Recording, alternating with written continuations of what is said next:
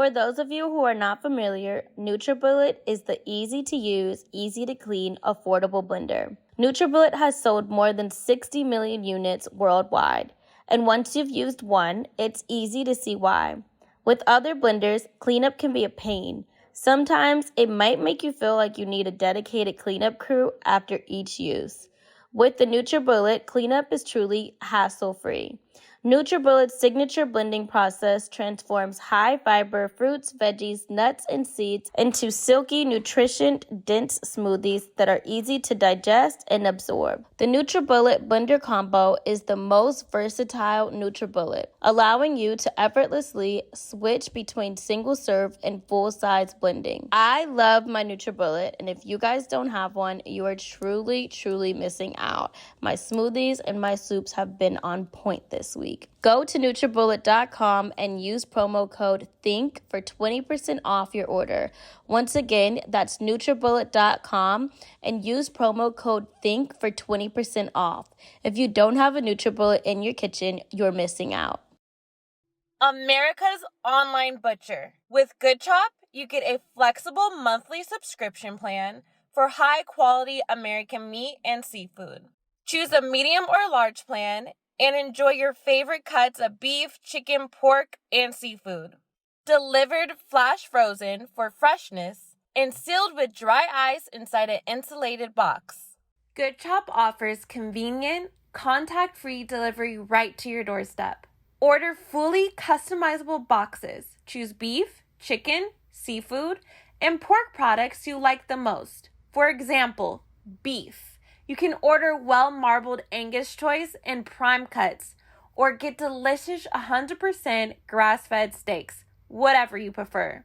There's something for everyone. Mouth-watering ribeyes, flavorful T-bones, wild-caught salmon, tender chicken breast, and more. I personally just order the wild-caught salmon for myself and a prime cut for Parker. I can't wait to receive it at my doorstep. Go to goodchop.com/think100 and use code THINK100 to get $100 off your first 3 boxes. Go to goodchop.com/think100 and use code THINK100 to get $100 off your first 3 boxes. Dooney Bourke has been the standard of luxury for American handbags for over 45 years. The brand, based in Connecticut, has an obsession for craftsmanship, quality European leathers and hardware, and a mission to carry your essentials everywhere life takes you. If you're going to invest in one bag this season, make sure it's a Dooney Bourke. Dooney Bourke handbags are designed with timeless styling and crafted to last. Each handbag and accessory is handcrafted using premium European leathers and hardware with functional details that accommodate your lifestyle, like extra zipper pockets, metal feet, and adjustable straps. The iconic all-weather leather collection was an instant classic when it was first introduced in the 1980s. They designed their original all-weather leather collection with the same leather as Norwegian snow boots. Handsome, durable, waterproof, like water off a duck's back, able to withstand weather, wear and tear, classic, timeless, enduring chic. For over 2 decades, Dooney Bourke has worked with their European tannery, refining and perfecting its most recognizable leather, and is proud to introduce the all-new all-weather leather 3 collection. I love my all-weather leather domed Satchel 30 because I love a classic bag. I'm able to take it with me whether I'm running errands, traveling through the airport, or just chilling out with my friends. Check out Dooney Bourke's newest, most exciting collection at dooney.com/think. For 20% off your first order, visit dooney.com/think and use the code THINK before April 30th, 2022.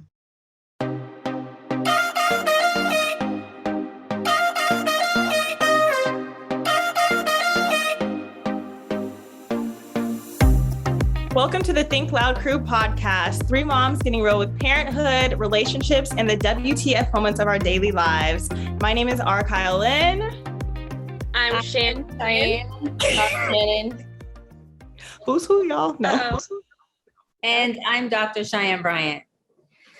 I'm so happy that we got Dr. Bryant on our podcast. As you guys know, the season finale for Teen Mom Family Reunion aired last night. It was such like a big moment that we finished this new show, and it's even cooler that we are already knowing that we're doing another one. Congratulations. Yes, season 2 is definitely green lighted. I'm excited. I think it's definitely worth it. I think it's amazing. All of you moms and the dads showed up. Not like really, everyone wasn't obviously open to like the whole reunification and doing all the work as far as the coaching piece of it. But once we got started and then everyone started to see the effectiveness of it and that it wasn't really about judging them or holding them to a cross for their choices or who they are or what they're going through, I believe that there was a sense of like strong desire to want to grow and to want to move past the trauma and to get to know who they are and what that looks like. And then, as healing starts to happen, it's very contagious in a really good way. And so folks begin to kind of want a piece of that healing and that piece that other folks are having. And that's the beauty of healing and the beauty of really coming into awareness is you magically give other people permission to be authentic and to get in contact with their traumas as you show them the beauty in your brokenness and the beauty in your pain and the healing of it. People tend to want that because we all really want one thing. It's to be who the hell we are and to be in peace and happiness while doing it. And you can only do that when you're living in your authentic self and you're being free in doing it because you can't heal a lie. It doesn't work like that. I needed to hear that. You got it. I don't know. That just gave me like a reassurance in like what we're doing, what I'm doing, like my journey right now. Cause I'm always like authenticity, but it's really hard being your authentic self. It is so hard and people want to judge it, but it's like when you're in it and the more you embrace it, I feel like the easier it gets and you do find your people who value it and like support it. But it is a tough journey, but that was good to hear right there. And I love that you said that because it is a learned behavior and it happens in a household. I had a really awesome session the other day with one of my clients and they were talking about how their husband shuts down every time she begins to talk about her emotions or how he broke her heart or some of the things he's doing that don't work for her. And she was really personalizing it. And I explained it to her that somewhere in his world, right, he had a very, very bad relationship with unpacking his stuff. And so as a young kiddo, he went to unpack all his baggage and his luggage and he was judged or he was felt embarrassed by it or he was emasculated for his baggage, which happens a lot with men. And that's why men veer away from vulnerability or veer away from that emotional, expressive, let me join the unpacking space with my wife or with my partner. Because society alone makes it to where a man can have baggage, he can have luggage, right? But he better not unpack it because the moment he begins to unpack the trauma, his vulnerabilities, his emotions start to show, and then he's less of a man per se. When you're in a partnership, a marriage, and you both bring your luggage to the party. Luggage never leaves you, no matter what you do. The only way to rid it is to unpack it. And so we're both in this party with luggage and I'm unpacking as a woman and you're just sitting there with your stuff and your luggage. There's no real essence of intimacy. That's intimacy. I see there's no real essence of fusing or cleaving. You cannot cleave when no one's unpacking but me. And then when I go to unzip your luggage a little bit, you freak out and I think it's me, but it's not. It's the fact that this man has had a really bad relationship with unpacking and you're seeing the fruit of his trauma, not the root. And we don't heal from the fruit. We heal from the root. The fruit is what shows us what the hell is going on so that we know how do we get to the root of where this fruit is growing from. And most folks are operating from a fruitful place. They're not operating from the root. And so you have really, really superficial marriages and relationships who run around with the mask and say they're in love, but you're really not because love is not surface, it's deep. And so you can't love the fruit. You can eat it and you can experience how good it tastes or how rotten it is sometimes, but you love at the root of things. And until you get the root of yourself, right, and understand that and process that and unload your root baggage and look at your garden, then you cannot possibly love somebody at their root because you only give who you are and we only can love at the level that we love ourselves. And so it goes back to self again. Whew, I feel like you're just sitting here talking and we're all like, tell us more. My mind is like, boom. I'm like, yes. I feel like I paid for a whole year of therapy and it's like, why? Right. Wait, so question really fast. Do you do pre-marriage counseling? Oh, 100%. Yeah, I do. You know, your girl got a wedding coming up and I'm trying to unpack some shit first.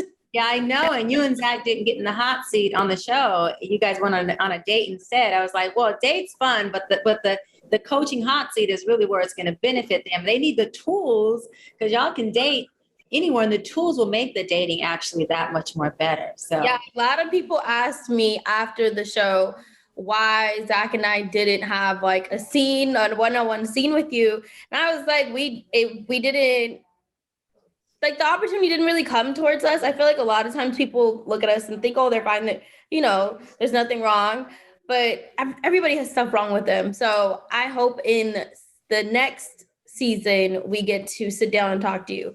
But before that, I clearly need to schedule a session with my man because my mind is like, ding, ding, ding, ding, ding, ding, ding, ding. Yeah. Not even just in marriage, but like co-parenting. Like we've gotten a lot of questions with co-parenting and literally what you were just speaking on was like, just my brain was like ping, ping, ping. And it's, in order to effectively communicate and co-parent, I feel that I need someone, if it's not you, someone who has the same thought process or just the same knowledge because it's hard. Yeah. It is. And another thing, so like, I see it says R Floyd, but I don't want to call you Floyd. What's the first? My first name is R. Oh, okay. Amazing. Cool. So R, no, you keep bringing up a lot of like really good points without even noticing that you're bringing them up. So as far as communication and co-parenting, I did a post today on Instagram, which is directly in alignment with what you just said, right? That's how God, the universe works, aligns everything perfectly. So universe set me up to be able to address what you just said. But the communication part, there's two pieces to communication. There's an input and an output. And if I'm talking too fast, ladies, just slow me down. It's because I do this every day, all day. And so I know it like I'm saying my alphabets. And my clients sometimes are like, hold on, doc, wait a minute. I'm like, okay, I'll reel it back in and run it back with no problem. But there's two parts of communication, the input and output. The person who is giving the message in your co-parenting relationship or marriage is doing the output, obviously. The person receiving it is doing the input. The input person receives it and codes it. And the coding is from their experiences, good and bad, trauma, learned behavior, values, beliefs, and all that. So you send a message out, output. I receive it, input. I get to coding that message with everything that has even ever transpired in my entire life. So by the time I receive the message, it's a whole different message, good or bad, good or bad. And so that's how miscommunication happens. And so how do you decode in a way that's healthy? All right. So I receive it, right? I get to coding with all my trauma and all this stuff. And then what I do is I take the coded message and I compare it directly to fact. What do I really know about Shy? What do I know about Cheyenne? Is she a really good friend? Has she always been there for me? Has she ever lied to me? Do I have a reason not to trust her? If all that stuff is no, I line it up with what I coded it to. She didn't return my text, right? But she knew I needed to talk to her about something. She's my best friend. And now I'm thinking she's avoiding me because she doesn't feel like dealing with my bullshit. That's what I coded it as. That's what I coded her not responding to my text as when I said I needed you. But that's my own abandonment issues that are coding her with my stuff. So I compare that. She's always there for me. Okay. This is someone who's always picked up the phone. Okay. So then I align the fact with my coding. And the stuff that aligns, I keep it as a message. The stuff that does not align, I throw it away and I go with the facts that I know. And that helps me start to do two things. Code the right way. So I'm breaking down the barriers of my own dysfunctions and my own toxicity of coding. We all do it. I do it too. And at my age, with all of my 13 years of experience, I still can code some things that, say the guy I'm dating texts me something or doesn't respond to text. Oh, I get to code in all kinds of stuff. Oh, it gets real crazy. It gets really crazy up here because I'm also spoiled and I'm used to things going a certain way. And I have these standards and all these other crazy dysfunctions that come into play And by the time I decode it, I'm going, whoa, look at how much about myself I just learned about how I coded something he said or didn't say that had nothing to do with the damn message I just received. We crazy. Oh yeah, crazy, literally. That right there will make for literally a so much more healthy marriage, relationship, co-parenting relationship, because the coding comes from you. You got to check yourself. Yeah. Now, if the person is someone who's been deceptive, then you know that your coding could not be you just coding it incorrectly. It could be that you're really receiving the message the way that it is. Okay. I feel it's interesting because I just had a conversation or a text message with my son's father, and we were having just, I think it was I don't know what kind of conversation it was, but at the end of the conversation, he was like, you get so defensive when I talk to you. And I try my best not to get defensive, or maybe I'm not being defensive, and that's his take on my response. So it confuses me sometimes because then I'm like, am I getting defensive? Or is that how you feel? And you're reflecting your feelings onto me. So it gets so it's hard to communicate with him sometimes because he's always kind of chiming back at me from what I said. And our communication just is always not I guess our coding isn't healthy. I don't know. It sounds like your communication is not fluid. It sounds like it's not fluid. So there's a lot of moving parts that haven't been addressed so that your communication is fluid. That goes back to the unpacking luggage thing, where if everyone has their luggage and no one unpacks, who are you really in a relationship with? Even co-parenting, forget marriage, forget actual romantic relationship. Like if I'm in a relationship with even as best friends and I'm unpacking and she's not, or we're both sitting there with luggage on vacation and no one unpacks, then we don't go anywhere. We're just sitting looking at each other like, okay, well, who unpacks first? And it takes courage and it takes emotional intelligence to be the first one to unzip your bag, right? And say, look, this is my stuff, this is my luggage, and this is what we're doing. And this is the thing, if anyone wants anyone to love them unconditionally, well, you have to show them the conditions to even know if they love you unconditionally. If you keep your luggage in your suitcase and show no conditions, then it's easy for them to love you. And then when you finally can't, hold in anymore, you might show one little piece of luggage, they lose their mind and say you're a different person. Well, it's still not their fault. You didn't unpack. And so I always advise people at the beginning of dating, I'm not saying you come out and, give your address and start telling mommy and daddy issues, but I do say you show up authentic. I know when I previously was engaged about 5 years ago, and I remember being on our third date, and I said, hey, listen, I understand you want to move forward as far as dating and commitment, but I have to tell you that I was an abandoned little girl and I'm now an abandoned woman. And what does that mean? That means that sometimes I show up in ways that are going to look like I don't have any screws. And it's because I really don't. And I need you to know what that looks like, because abandonment has scarred me in ways that can have me kind of clinch. I can get into a space of wanting to control, because abandonment does that. It makes you want to control because you think if you can control, you can save yourself from a heartbreak, which is an illusion, by the way. But I had to work through those things. And I made sure he understood exactly, there are certain things that are going to show up and they're going to look different. They're going to look dysfunctional, and they probably are, but I'm working on those things. And because I unpacked from day one, he said, hey, I want it. I want it all. I want to roll with it all. And so, that was his commitment to do so. But he knew exactly who he was getting involved with. And it's a win-win, because now he gets freedom of choice and I get to get loved. Every freaking fiber of me gets to get loved. And that's really what we all want, is to be who we are, to be fully accepted and be loved for that, not judged for it, but really loved for it. And the thing is, we have to really love our partners, meaning whether it's parents, especially when it comes to marriage or romantic relationships, by knowledge of them, not understanding. If you're seeking understanding, you're always going to have a disconnect, because there's going to be certain things about the person you just don't understand.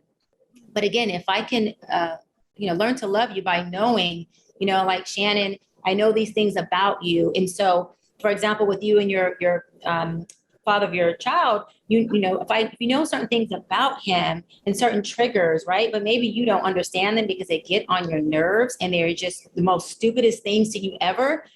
That is your understanding saying this is dumb. It's irritating. I don't know why he reacts like that. But your knowledge of him to say, okay, he reacts like that, but I know him to be a good father. I know him to be trustworthy. I'm not saying these are true, but I know him to be these things, right? Yeah. You can love him based on the knowledge. And now you're not ego driven based on understanding. Understanding is very ego driven. If I need to understand Cheyenne to love her, that's my ego.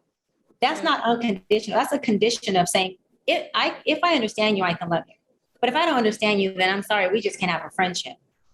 But if again, back to me saying she doesn't return my text message when I need her to be there for me, I can go to, what do I know? What do I know about her? How does she always show up for me? Right? So I don't have to understand why she didn't respond immediately or all these whys of understanding, which is only ego. It's going to create disconnect between her and I. And then now we have a problem that really didn't exist if I go to what I know and not to my ego of needing to understand. Yeah. Dr. Bryant, when you came on Family Reunion, I feel like you kind of took it by, not surprise, but by surprise, because I feel like for our show, people are only used to seeing Dr. Drew on reunions. Like this was the first time that somebody new was introduced and you came in looking way too fine for our audience. So I was like, well, who is that? I mean, even if you guys were there, the reaction from from our cast, Macy and I got to meet her ahead of time. But Zach was like, is that a new cast member? I was a new mom. Everybody was like, oh, is she a new mom? Like she came in hot.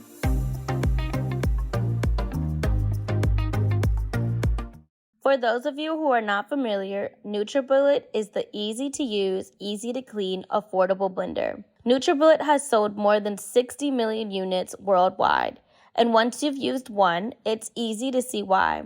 With other blenders, cleanup can be a pain. Sometimes it might make you feel like you need a dedicated cleanup crew after each use. With the NutriBullet, cleanup is truly hassle-free. NutriBullet's signature blending process transforms high-fiber fruits, veggies, nuts, and seeds into silky, nutrition-dense smoothies that are easy to digest and absorb. The NutriBullet blender combo is the most versatile NutriBullet, allowing you to effortlessly switch between single-serve and full-size blending. From smoothies and protein shakes to savory soup and dips, the NutriBullet does it all. The NutriBullet blender combo gives you everything you know and love about NutriBullet of the past, plus all the performance and capacity you expect from a full-size blender. Don't settle for blenders that leave your smoothie filled with chunks. With the NutriBullet blenders combo, 1200 watts of power, your fruit and vegetables never stood a chance. I love my NutriBullet, and if you guys don't have one, you are truly, truly missing out. My smoothies and my soups have been on point this week. Go to NutriBullet.com and use promo code THINK for 20% off your order. Once again, that's NutriBullet.com and use promo code THINK for 20% off. If you don't have a NutriBullet in your kitchen, you're missing out. So I guess my question is, I feel like you came in and immediately took on everybody and what they had going on, but I feel like the audience or like people who viewed it really didn't get to know who you are or your background. So can you just talk a little bit about like where you're from and how you became a life coach, and even if you liked your experience on Family Reunion or if you would do it again, or if you're like, nah, screw us, just more so we get to know who you are. Yeah, I don't want to be bothered with any of you girls' issues ever again. I'm just kidding. I would 100% do it again. I love what I do. It's really my purpose. I experienced a lot as a young girl growing up, and the whole saying full circle is real. You know, when I was experiencing certain traumas and abandonment issues, and also being a teen mom myself, but not giving birth to the child. So I don't have any kids, but I had a teen pregnancy. All of that stuff at some point, we all question, like, why me? Why is this happening? What does this mean? I don't get it. I don't like it. And I'm upset with the world. I was upset with God. There was a lot of questioning. And then this career and me being able to be in the space of being on people's healing journey and helping them get through that has brought everything full circle. It has shown me that what God moves through you, he gives to you. And that all the things that I've gone through allow me to not just have academia and accolades and training and all this education to say I'm a doctor with a title, but the real heart and the real compassion and the real experience of what pain pockets feel like and what healing looks like on myself to be able to provide that to others. And it gives me the empathy that's needed to be in this field as a therapist, as a psychologist, as a life coach, and not just be able to be sympathetic. Because empathy is, I get you, I feel you, I've been there. Sympathy is, oh my God, like, thank God it's not me, but I'm sorry this happened to you. I'm the empathy. And so because of what I've gone through, it has made me really be a really good fit for people. And I just have a really cool gift of understanding pain and understanding people and knowing how to navigate people through that pain. And I always say navigate people through their darkness to the light switch, because once it goes dark, it is hard as hell to find the light switch by yourself. And oftentimes it's hard to find it when you have help, and friends and family don't help and cause more impairment. Only a professional who really knows what they're doing can get you there. And so, you know, I mean, I don't know if there's more you guys would like to know about me personally. I'm a pretty much an open book, but for the most part, you know, that has been my journey on becoming a coach. I started off as a marriage, family, and child therapist. And so I did start off as a therapist. And then I thought that was cool, but it was a little too hand tying. I wasn't able to be as hands-on, as loving and nurturing as I am naturally and authentically. And so I had one prayer growing up. It was, God, allow me to make a whole hell lot of money by being exactly who I am as I continue to change as a woman, as I evolve. I want to always be able to trust myself, because that gives people permission to be free. And so God, you know, no request returns void. And he damn sure didn't come up short on my request. He was like, okay, Miss Thing, be you, do you, and you're going to make a lot of money doing it. You're going to bless and change a lot of lives doing it. And you're going to free a lot of people through the freeing of myself. And that's where it's magical, because everyone I get to go on this journey with, I get to keep a piece of their freedom. And so it's not like I get to free y'all and then I'm like, bye, you know, figure it out. It's like, even if you go across the world, there's still a piece of you and a piece of me that's fragmented together. And it's so beautiful and it's so magical when you can be a part of so many people in a positive way. I'm talking about globally. And that's the biggest gift, is to help people navigate through their pain and bring them to a place of authenticity and being liberated and free. Yeah. Have you ever had to break up with a client? It's funny. One client out of my 13 years, one client, yeah, she was borderline personality, and it was starting to become a little obsessive. And it was earlier on in my career, and I was trying to figure out what was going on and navigate why she was kind of like just being a lot more persistent and starting to become, not just use my tools, but start to emanate and become a lot more like me, in the sense of where like the looking like me and the doing like me. And I had no problem with it, because I was mid-20s and I'm like, well, she admires me. That's amazing. I've admired people. But it got too far. My supervisor said, hey, I think this is going a little too far. What's her diagnosis? And I said, well, borderline. And she's like, okay, we need to shift. We need to transfer therapists and refer her out. I was like, okay. But that's the only time I've ever had to, tell a client early on, like, okay, you know, we have to transfer you out. And she had a big fit about it. So it was very unhealthy for her, very unhealthy. She was calling like my work phone at 2, 3 a.m. And oh no, it was getting far. Now, let me say this. I do have clients where I do emergency sessions with. And so I have done clients at 12 a.m., 1 a.m. I have done sessions at 10 o'clock at night, but they always, you know, in a healthy way will text. It's not a direct call, text, say, hey, Dr. B, emergency going on, the husband's losing his mind, whatever's going on in the situation. Can you do a session? This was quite different. It's interesting. Does that ever weigh on you as a life coach? Like, when people call you at those time of like hours, like, does it weigh on you, on your heart, or like throughout your day? Does it ever affect you? It, so it doesn't ever affect me in a negative way. Yeah. I would be completely, robotic and dehumanized if I said that all of my clients don't pull at my heartstrings from time to time, if not all the time, because I'm so invested. And when I see them have breakthroughs, I'm just like wanting to jump up and give this big hug and this kiss of like, oh my God, look at you type thing. I'm so excited. I'm so elated. I'm so happy for them. When I see my couples come to me and they are dysfunctional, they're packing up, moving out every other day. There's all this emasculating, disrespect, verbal abuse going on.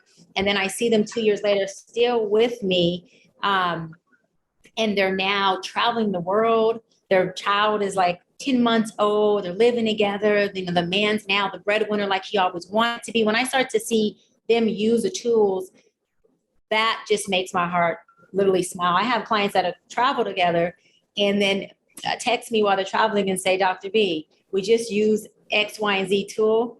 And man, we almost had a straight falling out, but we're good. We're good. We use your tools. We're good. That stuff for me is just like, yeah, it really, really lifts me. It empowers me. It really empowers me. And I learn so much from my client. My clients are always giving me all this acknowledgement and your tools and you're great and you're so effective. And that's great, of course, right? Because I'm only as good as my client. So my measuring tool, and I tell every mental health professional this, your measuring tool of your effectiveness is your clients and their progress. You're not good because you have a title. You're not good because you have skill. You're good because your clients are seeing results. So measure yourself by them. Or you're good because the mother comes to you and sends her 13-year-old son to you or trusts her 8-year-old daughter with you because of the effectiveness she's gained through your work with her. But I learned so much from my clients. I have like young, again, 14, 15-year-old clients where these kids say things to me and I'm going, how did they know I needed to hear that? Like, I needed to hear that for the decision I'm getting ready to make after this session. Mm-hmm. And it happens every single time innocently, and it's mind blowing. And when it happens, I tell them, I say, you know what, like that is genius. You actually said something that I needed to process, like, wow. And they love it. They laugh and it's empowering to them as well. So it's not an egocentric relationship where I'm helping you and you're here for me. It's nothing like that. It's like the growth is able to flow between all parties, which is really nice because it's the more tools that you provide, it's, they're able to do better, but it also makes you a better and more personalized, I believe, life coach, which I think is really important. When we had Macy on, she spoke very highly of you and she talked about how you would give her this homework and she was like, I need the homework. I want more homework. And when she was talking about that, it really resonated with me because, so I did a side note, just a little history on me. I did 2 pregnancies with the same man, but we were not together. And I did my pregnancies without the support of a partner. And I went through my first one. I was not in therapy during my pregnancy, but did it post-pregnancy. Whereas with my second one, as soon as I figured out things were not working, I called my therapist. And I remember getting off the phone and I just would not feel fulfilled. And I'd always come to my mom or my sister. And I'd be like, I need, what do I do? I need something. I need an exercise or I need homework. So it's, you just always felt like you were just talking. I just felt like I was talking. Yeah. I said, well, Kyle, is she talking back? Like, does she speak to you? You would ask me questions. I don't really know. I don't really know if she's talking to me. I'm like, okay, well, maybe you need to talk to somebody else because you could talk all day long. It wasn't working. At the time, my brain was in so many different ways. I couldn't even begin to search for someone else. But it's knowing that there are people like you who are giving homework and who have these exercises that people are receptive to. It's, I I'm so happy to be part of this conversation because it's, I've been trying to figure out my new path in terms of talking to a therapist versus like life coach, and like life coaches and psychology experts. Those, I feel like those are terms that are still fairly new to our generation in terms of checking in with our mental health and like dealing with our mental health. So it's, I'm excited. It's two things. Homework. Yeah. I give all my clients get homework every time. Macy, I love Macy. Macy gets a whole lot of homework. She's so adorable. She gets a lot of homework and she does it. So that's cool. The other thing is I love that you mentioned like, therapist and coach. So the difference, I'm a hybrid because I started off as a therapist. So that's just my foundation, which I love. But a therapist is about talk to me, unload, and tell me more. That's what they do. They're a lot less hands-on. They can affirm and empower, but it's more like talk to me more, and they let you navigate through the processing, right? So we'll talk about your pain and what you've been through, and your pain and your past trauma has gave you this perception, which is I call your eyeglasses. Like you go to eyeglass doctor, gave you this perception. This is why you choose this way. This is why you see things this way because of your past and what's going on. A coach says, okay, so I'm not going to go too much in your past, but who do you want to be? Where do you want to go? What's up? Let's get there. The reason why both are needed, which is where I come in as a hybrid, is we need to know what the heck you've been planting, right? The root. So the root is going to explain the fruit, your harvest today. This is your harvest comes from here. So this is why you've grown this. This is why you've harvested. These are the seeds you planted, why your garden looks like rubbish, or it looks like it's unattended, or it looks absolutely beautiful and it's an oasis. Either way, right? And then after we get through your pain pockets and your stuff, and you have a awareness and understanding of, oh my God, that's why I choose that way. So it's not that like I'm a bad person. This is the stuff that has shaped me to, lean onto or grasp onto this familiar dysfunction. We get through that. Now that we work through that stuff, who the heck do you want to be? Where do you want to go? Let's get there.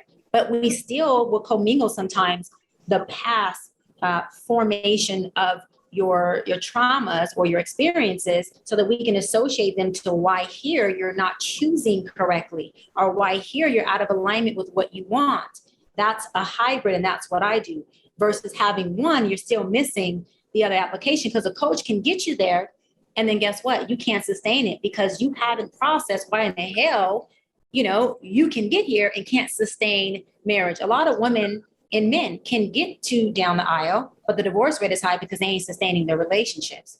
And so, yeah, a coach can get coaches like that. He or she can get you down the aisle, but do you have the tools that can help you sustain that relationship by understanding where you came from, who you are, decoding, unpacking your bags, who's not unpacking. Let's unpack this thing right now. Let's look at all the stuff. Some of it may not even be as gooky as you think. And the stuff that is, who cares? Everyone has luggage that smells or stinks or some dirty laundry in there. Oh, well, not a big deal. I agree. Yeah, I agree. And it's like, Kyle, what's that one therapy, trauma therapy, and you touch your eyebrow and all that? The EM something. EMR, EMD? It's EMDR. Yes, the tapping. EMDR, yes. What do you think about that? I've used it on myself personally years ago, and it really worked well for me, meaning whenever I had a certain distorted thought that went into whatever that would have a bad, emotional effect on me, I would tap it out until it switched up into a new thought. But you have to tap and then choose a new thought at the same time. So you're tapping it out, interrupting the thought pattern, and then implementing a new thought into that pattern. So you're pretty much, it's like sounds like you're retraining yourself. Right. You're reprogramming. Yeah, you're reprogramming yourself. And that's what everything's about. I mean, life is about unlearning behaviors that don't serve you, learning new ones that do, and reprogramming it so that it becomes your way of being and not doing, because doing is exhausting and being is liberating. Yeah. Yes, I agree. Shanan, you pulled up one of the questions that somebody left for Dr. Bryant off of Instagram. Do you want to read it? Let's see. I just know there was a lot of questions on our Instagram about mental health and your views on it. I think there's just a lot of mental health within like co-parenting, mental health within just women with women in general, and being in domestic violent relationships and just stuff like that, and how do you recoup from that? Myself, I've been in a very unhealthy relationship prior to having Parker, and I know a lot of my baggage comes from that, and I bring a lot that to my relationships of my traumas. And so I know, me and Parker's father have been together since high school. So he's seen me go through so many different traumas in my life. And just things like that, just unpacking that and what that comes with it, with your mental health and not being able to cope with everything. And, I think that was a really big thing on our social media, was just asking about mental health and how to deal with that present day with everything going on. Mental health is a foundation of everything, anything and everything you do. And mental health is what you stand on, period. Right? So you are only as healthy as your mental health. Literally, your relationships are only as healthy as you. And mental health also goes deeper than just it being a blanket word. And it usually, I don't like to use the word upset, but it does. It frustrates me that folks use mental health as a blanket term when it's very cultural competent. And it's very, very racially competent as well, meaning different cultures, different races are either prone to or not prone to mental health. And so like you have, the Black community, right? Seeking professional help for your mental health is not something that is a learned behavior or something that is celebrated and taught in the household. Doesn't mean that it's not necessary, but that also means that whoever a Black person goes to seek coaching or therapy from needs to have cultural competence, because they have to understand that their perception and their lack of respect and value for mental health professionals is a lot lower, not because they're being rude or because they're ignorant. It's because they have not been exposed to that being something that can help them, right? And so that's something that needs to be implemented. Another thing is, because mental health is not taught in certain minority communities, Black and brown communities, then that means that there's no psychoeducation. And so if you have a race of people that aren't taught what mental health is, then they don't know that they're experiencing a mental health crisis, which means they stay in that dysfunction, they stay in that crisis, thinking that it's healthy, thinking that this is a culturally way of being, right? And that becomes their norm. And so now they are now depressed, or they are now experiencing anxiety, or they're having adjustment disorder, or they're having, whatever's going on, symptoms of depression. And they think that's normal. That's just the way we do things. That's just how it is over here. That's just, what we've been taught. Not understanding that they're suffering, they're in an intense crisis. And so there's a big disparity between certain communities, like the minority communities and the Caucasian communities, and mental health, because Caucasian communities have been taught that mental health is the way. And I agree with mental health being the way, not because I'm a professional in the field, because it saves lives, it saves relationships, it breaks down dysfunctional family pathologies and patterns. And so it takes things and it blends it. It doesn't make gaps and cause disparities. And so for me, mental health is something that I believe that people need to be first educated on. And it starts in the household with parents, because it is the parents' responsibility to give everything they do know and to educate themselves a lot more so that their kids can be educated. That's a parenting skill right there. That's a parenting responsibility, I should say. And it should be very much said, not just if you need something, come to mommy or an authority. There's professionals that can help you and that can guide you in ways that mommy and daddy just can't, not because we don't love you, because we're not trained like that. And if you ever need that, we want you to know that getting help is powerful, and that you're awesome and amazing when you say you need help. And we want to put you with the right people who can help you.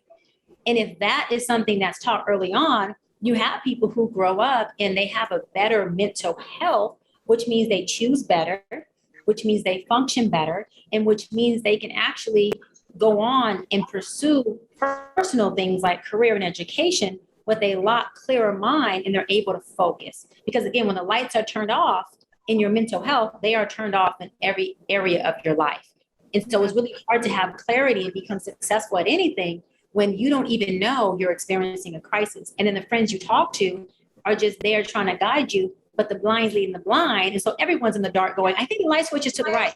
I think it's that's real. I've had maybe 3 experiences with my family where it got to the point where I came to my mom or my dad and I was like, I need to talk to someone. And then we go talk to someone and they're like, oh, you can't keep coming to me when you have these moments of crisis. And to me, I was like, I didn't even understand that it was a crisis moment because it's just is what it is, and it's sometimes we live in these states of, I guess, mental trauma or just dysfunction, not even understanding how dysfunctional it really is until someone's like, what are you doing? Yeah, you don't have you don't have to live like this, or you don't have to be like this. And I think Shanan and we've been trying to motivate each other lately to ask for help more, or to be like, hey, it's okay.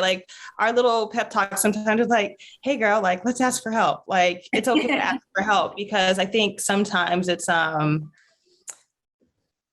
sometimes as women, we do suffer in silence. And I think I love feminism. I think it's great, the whole liberation movement, but it also, I think, caused women to think that it's weak to ask for help or to need help or to and see, but that's also a cultural thing, because you have a certain group of women who are supposed to put the word on their back and can't really shut up so that you just get through in the darkness, because they have developed a norm of doing it by myself is how I've had to do it, not just that it's weak. So I'll figure it out. And it's became more of a headache to ask for help than it has been to just do it on your own, because the help that you've asked for, it leads you to a ditch. And so if someone else is going to lead me to a ditch, I might as well get in a ditch by my damn self instead of leaning on you, which takes energy. And then we end up screwed anyways. And that goes back to the cultural competence, because if we're going to be really transparent here on the podcast, it is very, very promoted for Caucasian women to speak up and have a voice. Very, very, very much promoted, especially when you're talking about sexual harassment in, say the entertainment field of the what is it, Harley Heinstein, whatever the guy's name is. Everyone came out. When Tiger Woods had an issue with sexual abuse, every single woman came out, which were all Caucasian, saying, me too, me too. The Me Too movement was based around that campaign, around white women who came out and said, me too, me too, me too. And so this is the thing too. We have to be real about the dialogue and conversation. We can't just, again, talk about the fruit that we've harvested. You got to talk about the root of things. And the root of it is there is a group of folks who have been suppressed so that they have been taught to not have a voice, because having a voice means that, you're either not heard, so why speak up? You're not respected, so who cares? And then having a voice, like you just said, is saying you're weak, so I thought you can handle it. I thought you can do this on your own. What's wrong with you? Oh, so you can't handle it. So then you made these choices, but couldn't take on the weight that you chose. And so now what's going on with you? And we have to be honest about those marginalized, suppressed folks, group of people who are not speaking up, because if they do speak up, they feel like, what benefit does it do for me anyways? And so I'll continue to be in this agony. I'll continue to look for the light switch in my own room, even though I don't find it. And I'll just sit here and drown in my dysfunctional norm, because I don't even know anything other than this. So if I know nothing other than this, then what I'm doing is normal. So my depression is normal. I'm always sad is normal. I break out in bouts of tears. It's normal, because I wasn't taught a different way. And power in speaking out and seeking help. And I really, really want to enforce this to all of your listeners and your viewers and you ladies here on the podcast. There is power in asking and seeking help. And that help needs to come from a professional. It does not and should not come from friends or family who are not skilled and trained to help you navigate through things, because they're just teaching you the things you already know. And that's not what you need. You need new tools from someone who has the training, whether it's myself or somebody else, whoever, but get with the professional so they can teach you the different ways. And oftentimes it's just a shift in perception.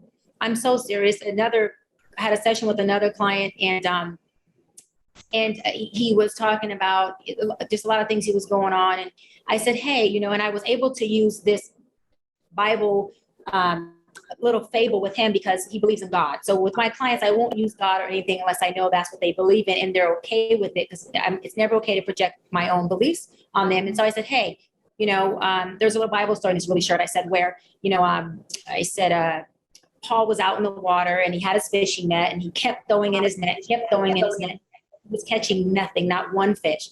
Jesus walked up and said, excuse me, buddy. Now, the Bible doesn't say buddy, but I tell my story like this because my clients tend to resonate. That's what made me chuckle. Yeah, my clients resonate with this more. And my thing is, I'm like God in the sense of I meet them wherever I have to meet them for them to get the message. So Jesus said, hey, buddy, why don't you throw the net on the other side? And Paul's like, okay, but it's the same ocean. It's the same sea, but okay. And he was obedient, keyword obedient, and said, all right, throw the net on the other side.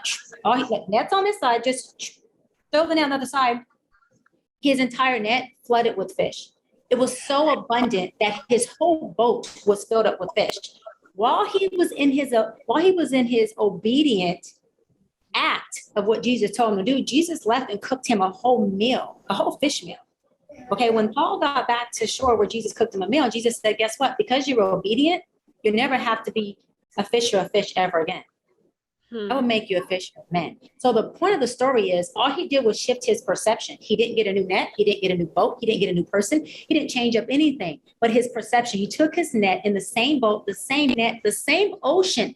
He didn't go from Pacific to Atlantic Ocean, same ocean, which means the same freaking fish, the same material, and just shifted his net to the other side of the same boat. Oftentimes it's as simple as a shift in freaking perception. And a good therapist or coach is going to give you perception on top of perception. When I'm in session with my clients, oftentimes they're like, I didn't even think of it like that. Mm-hmm. I didn't even think that maybe she didn't see it like that because she did come from a broken family. I didn't think that because he's a fatherless son, that's why he's limited with how he fathers are. Take your net, throw it on the other side. Folks make it too big. They're at the boat store trying to get new nets and fishing poles and trying to take themselves to a whole nother ocean when you don't need anything but a shift in your perception to see it differently and not see it from your trauma lens and see it from the lens of not how you coded it to be, but the lens of how you would want it to be, which is creating your own narrative. Yes. I think Cheyenne's like you answered all the questions. If they want to follow up and schedule something, I need help. How do we connect with you?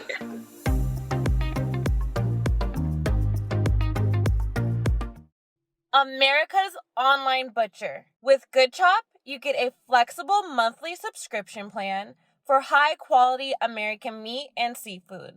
Choose a medium or large plan and enjoy your favorite cuts of beef, chicken, pork, and seafood. Delivered flash frozen for freshness and sealed with dry ice inside an insulated box. GoodChop offers convenient, contact-free delivery right to your doorstep. Order fully customizable boxes. Choose beef, chicken, seafood, and pork products you like the most. For example, beef.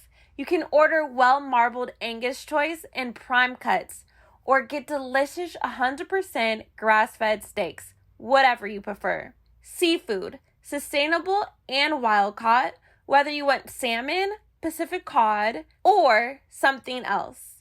There's something for everyone. Mouth-watering ribeyes, flavorful T-bones, wild-caught salmon, tender chicken breast, and more. GoodChop especially prides itself on sourcing beef that comes with no antibiotics or added hormones ever. No artificial ingredients, only the good stuff. I personally just ordered the wild-caught salmon for myself and a prime cut for Parker. I can't wait to receive it at my doorstep. Go to goodchop.com/think100 and use code THINK100 to get $100 off your first 3 boxes. Go to goodchop.com/think100 and use code THINK100 to get $100 off your first 3 boxes. Dooney Bourke has been the standard of luxury for American handbags for over 45 years. The brand, based in Connecticut, has an obsession for craftsmanship, quality European leathers, and hardware, and a mission to carry your essentials everywhere life takes you. If you're going to invest in one bag this season, make sure it's a Dooney Bourke. Dooney Bourke handbags are designed with timeless styling and crafted to last. Each handbag and accessory is handcrafted using premium European leathers and hardware with functional details that accommodate your lifestyle, like extra zipper pockets, metal feet, and adjustable straps. Dooney Bourke offers a range of handbags for every lifestyle, from lightweight nylon crossbodies perfect for on-the-go days to structured satchels perfect for your workday. The iconic all-weather leather collection was an instant classic when it was first introduced in the 1980s. They designed their original all-weather leather collection with the same leather as Norwegian snow boots. Handsome, durable, waterproof, like water off a duck's back, able to withstand weather, wear and tear, classic, timeless, enduring chic. For over 2 decades, Dooney Bourke has worked with their European tannery, refining and perfecting its most recognizable leather, and is proud to introduce the all-new all-weather leather 3 collection. Dooney Bourke's 20th century classic steps into the 21st century, and it's even more refined than ever. Because everyone's lifestyle is different, some people like roomier bags and some people like to carry something bite-sized. This collection features styles in every size and silhouette. They each have the same luxe leather and rich vintage details. I love my all-weather leather domed Satchel 30 because I love a classic bag. I'm able to take it with me whether I'm running errands, traveling in through the airport, or just chilling out with my friends. It's made with beautiful, smooth, pebbled leather from Italy that's lightweight, feels great to the hand, and is going to be long-lasting. This is a major evolution to the vintage all-weather leather collection that Dooney Bourke is known for. Check out Dooney Bourke's newest, most exciting collection at dooney.com/think. For 20% off your first order, visit dooney.com/think and use the code THINK before April 30th, 2022.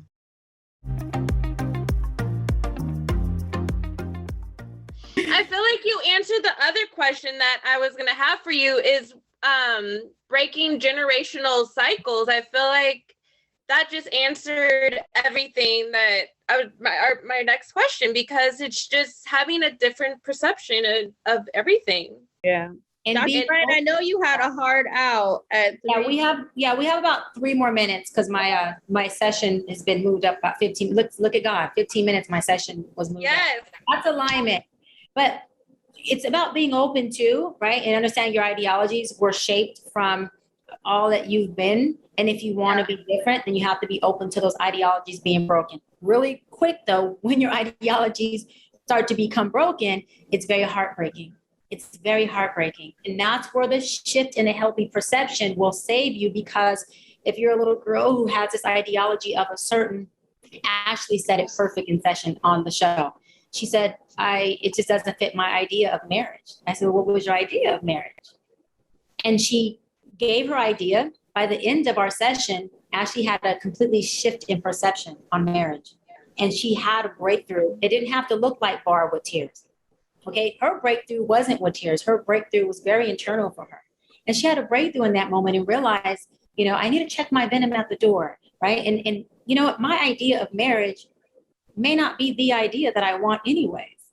And it may not be what's best for me. What if my idea is a basement idea compared to the huge, beautiful blessing that is standing in front of me? If I can shift my perception, I can really enjoy this. I have the whole week. Yeah, remove your whole shit all day long, right? Shift it. A lot of times our ideology. Be my new code word. Shift. No, I hear that, and I think about like myself and stuff, and what my idea of what a family was supposed to look like after I had Ryder, and how I was going to do anything. I would have lost all my morals and standard for myself to create what I thought this was supposed to look like. And I had to change my perspective to realize this isn't it. Like, what my base of what I thought family was supposed to look like, our marriage has changed so much now that I'm a mom, now that I'm about to get married. But for someone who would want to work with you to do like couples therapy or family therapy, do you think they should start off with sessions alone or together?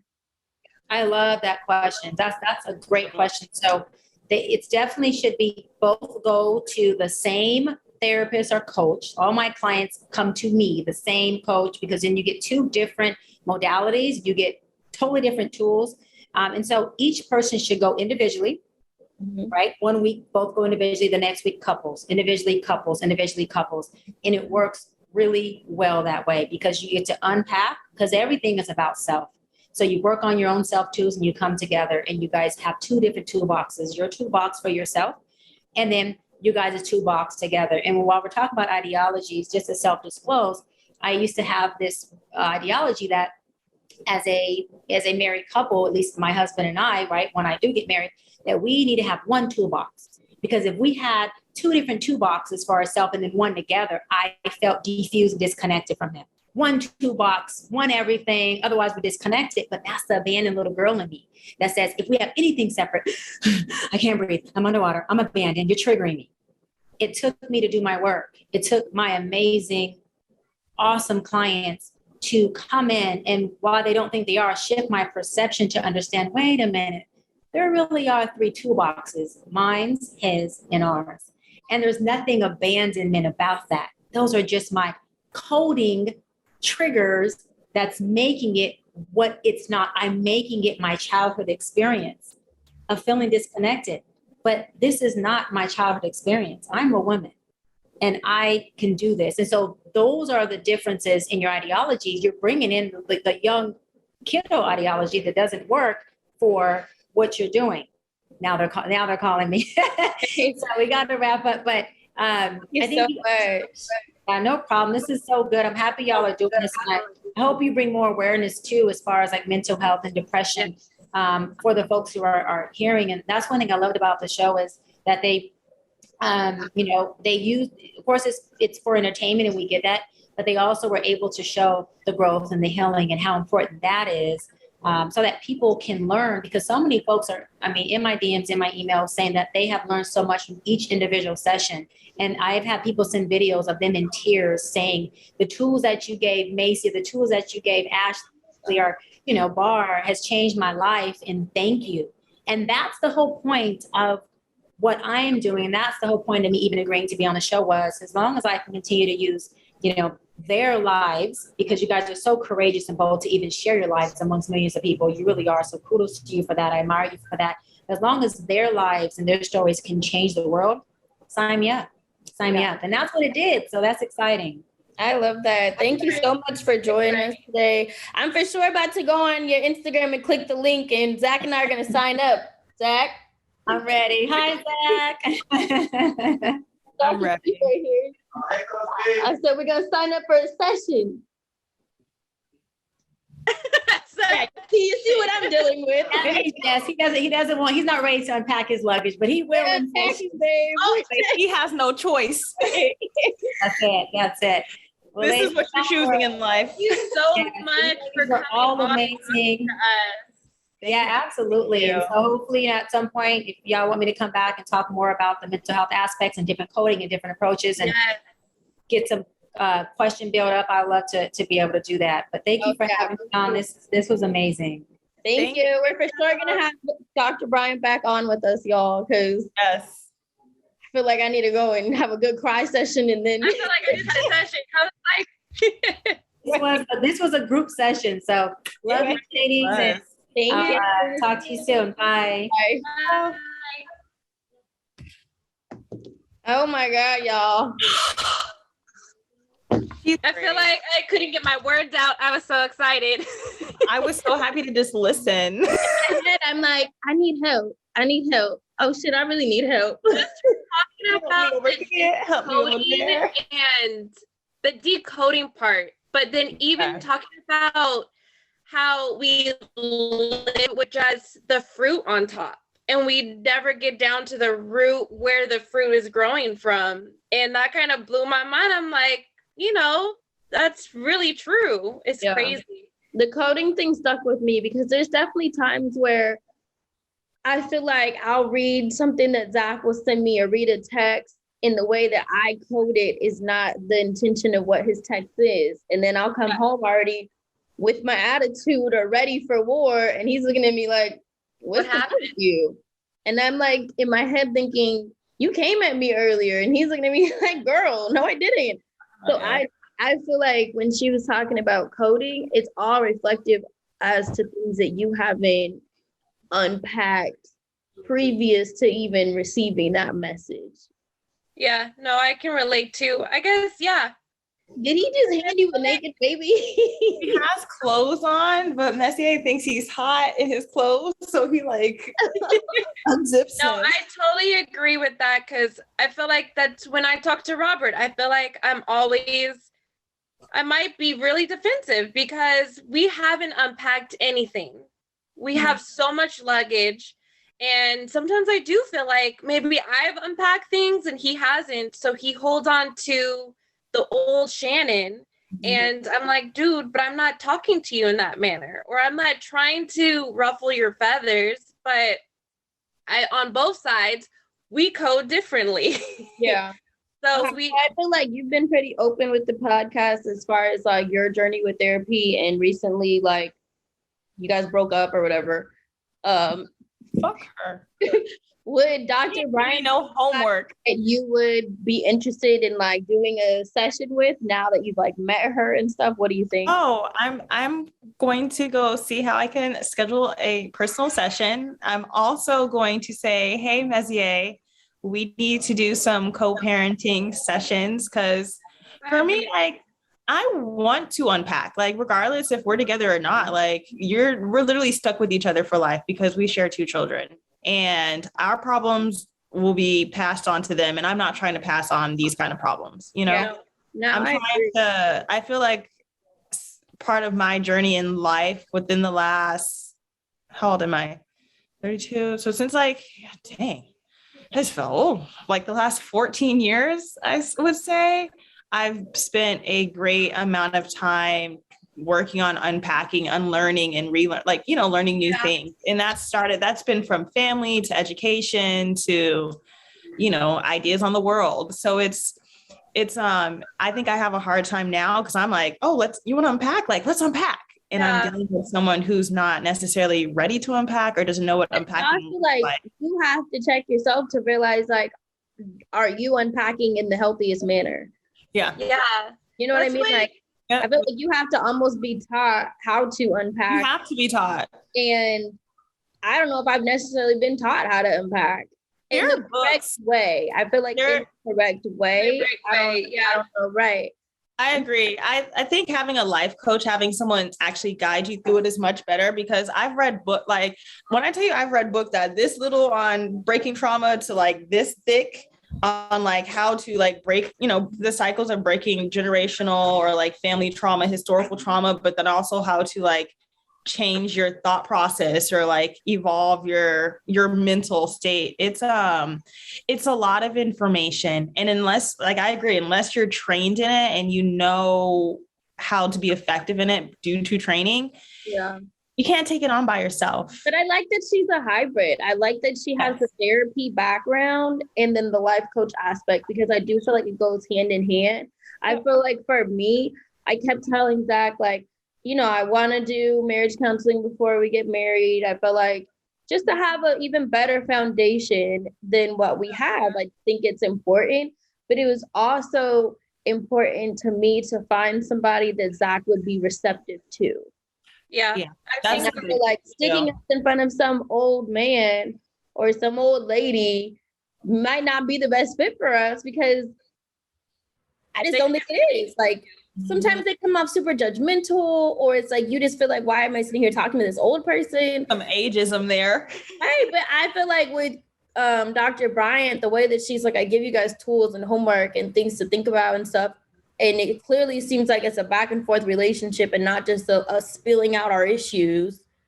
I like that it's different than what, to me, you envision as like counseling. Yeah.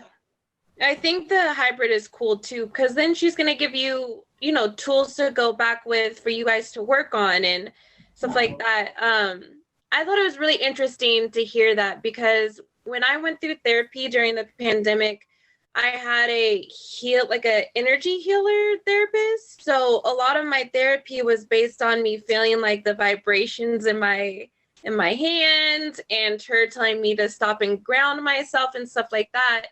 But I like the aspect of her, you actually have homework to work on what you were just taught. Because I did a lot of unpacking, and I felt, which helped me a lot during the time when Robert was having his second kid, because I was going through so many emotions. So I learned a lot about myself and unpacking, and she would tell me things like, take things off the shelf and dust it off and look at it. So that was like her way of telling me to unpack, and just looking at the things that were built up and then taking them off and dusting them off slowly. So I think it's just different ways to unpack your baggage, but it has to happen both ways or it won't work. Yeah, it does. And then there comes the coding, and you're over here feeling defensive because somebody said something wrong to you. Yeah. Or and it's also said something wrong to you. Or you think that they said something wrong to you. Right. Or they, yeah. Like in their intention. Yeah. No, most definitely. I loved listening to her. I'm happy that we made it happen to, have her on. And she was just like a big reminder to, seek help, seek professional help. Like, you can't just necessarily talk to your friends and your family. And there's nothing wrong with that, because sometimes you can explain something in the clearest of words. You could literally be like, this is how I feel. This is what I'm going through. And they could just look at you and be like, okay. But like she said, and when you come to your friends, the knowledge is coming from their experience. Yeah. And knowing you. And so when you're coming to a professional, you're actually getting professional help. You're not getting the experience that your friend has gone through, or, the knowledge that they know. Yeah. Or just their opinion based off of an interaction or something that they've seen. It's weird. Yeah. Use the references the blind leading the blind, which this ditch is looking extra ditchy nowadays with all of us in it. Like it probably is. But I really want to have her back on, because I feel like we were all in like a midst of shock just listening. Like, literally, I was like, do I need to say something?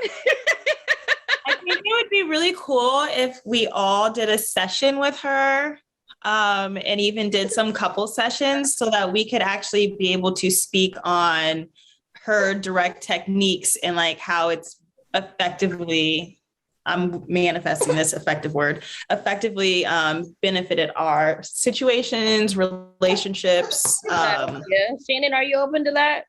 I'm super open. I'm over here thinking, I don't know if Robert would be open to that, because I've multiple times asked him to, go to therapy sessions with me, but I'm more than cute. She's a very attractive woman. He might say, "Oh yeah, I could sit through this if I get to look at her." Like, things you can't force somebody that's not ready to do something. No, you can't. And I'm at the point of my life where I'm not going to force somebody that's not mentally there with me to do something he doesn't want to do. So, cute or not, But I'm beyond open to getting advice and helping me get through my journey of life and the next step of, I want to get married. So not putting that baggage into the next relationship, because I know that was a big thing in my last relationship is, Shanan, you need to go get help. And that was one of the big reasons, because I was like, I don't need help. We're good.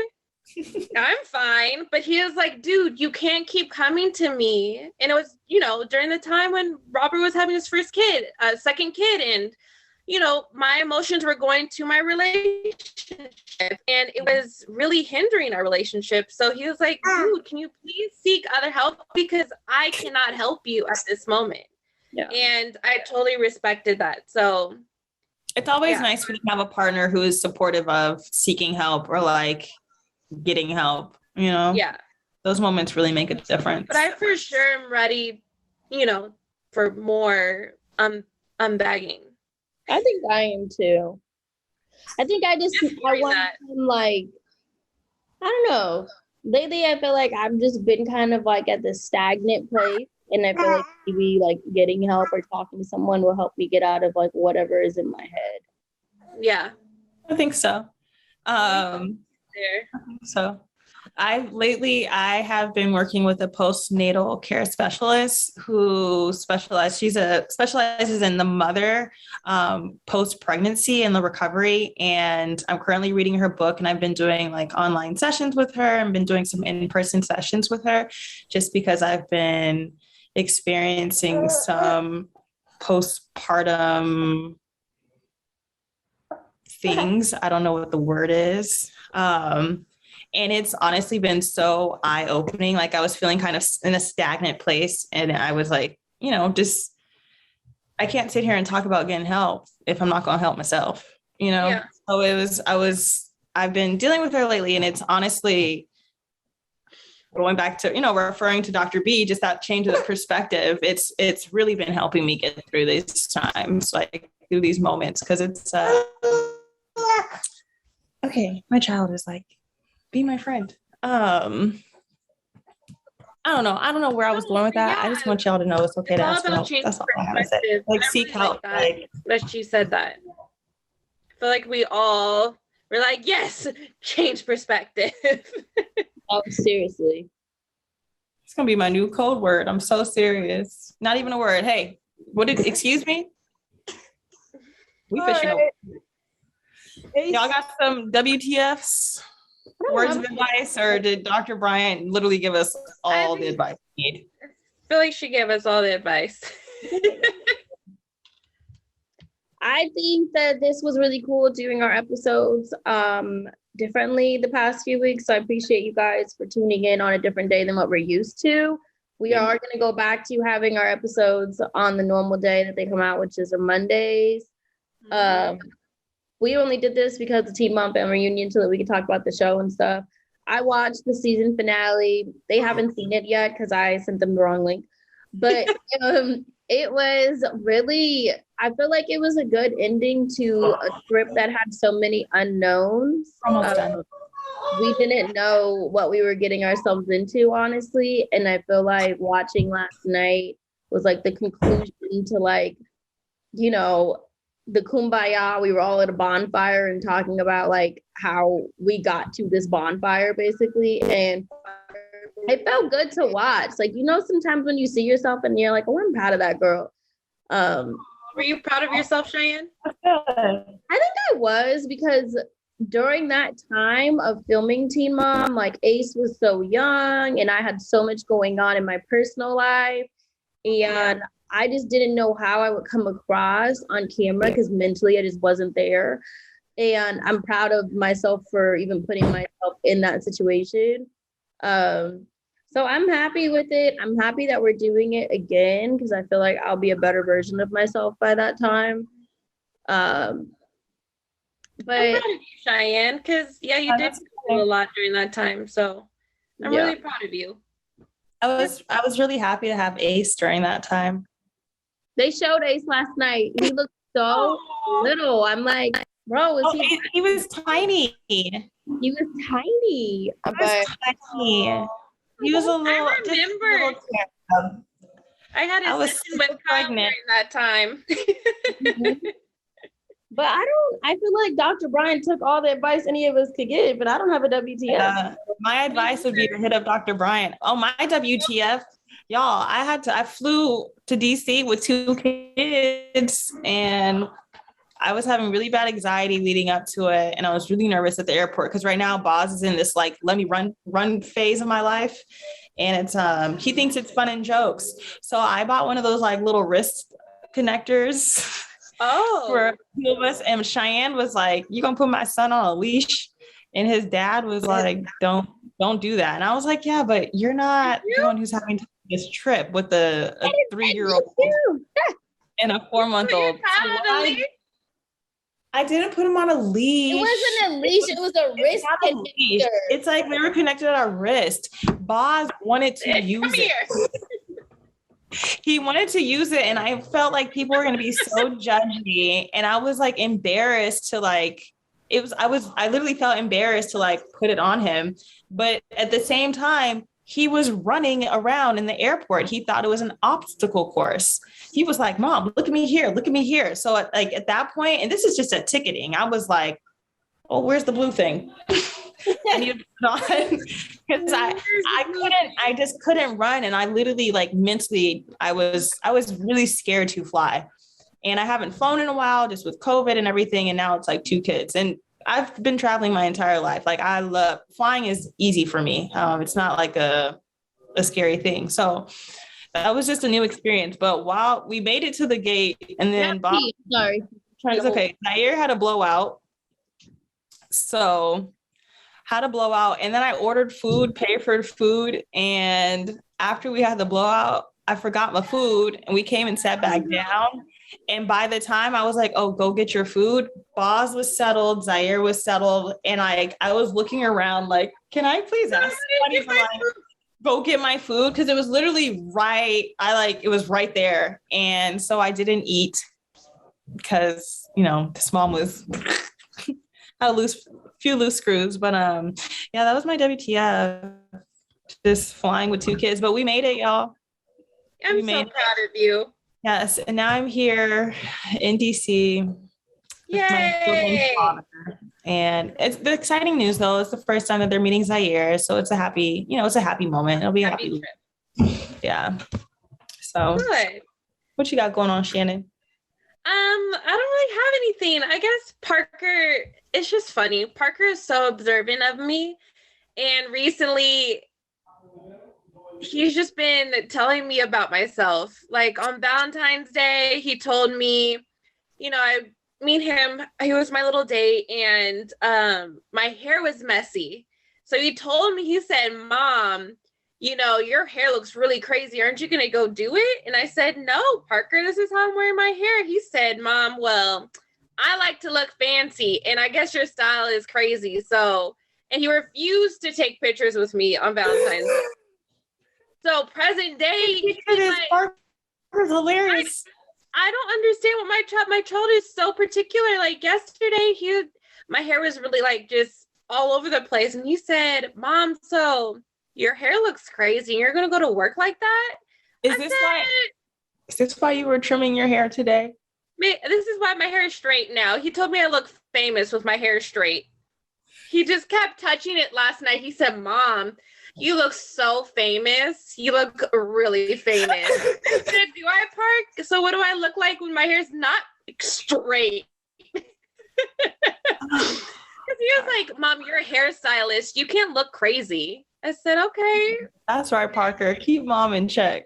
I said, yeah, you're right. I can't look crazy. I am a hairstylist. Thanks for keeping me on check, sir. So yeah, that's my WTF. My son keeping me on check. Shall you have a WTF for us? No. Not this week. So you've had a nice week. You played hooky on Monday with Ryder. We did. We went to the beach. Yeah, I feel like sometimes it's necessary with her, like just to do something out of the random with her. I feel like she always has a lot going on. So it was good for us to just get out for the day.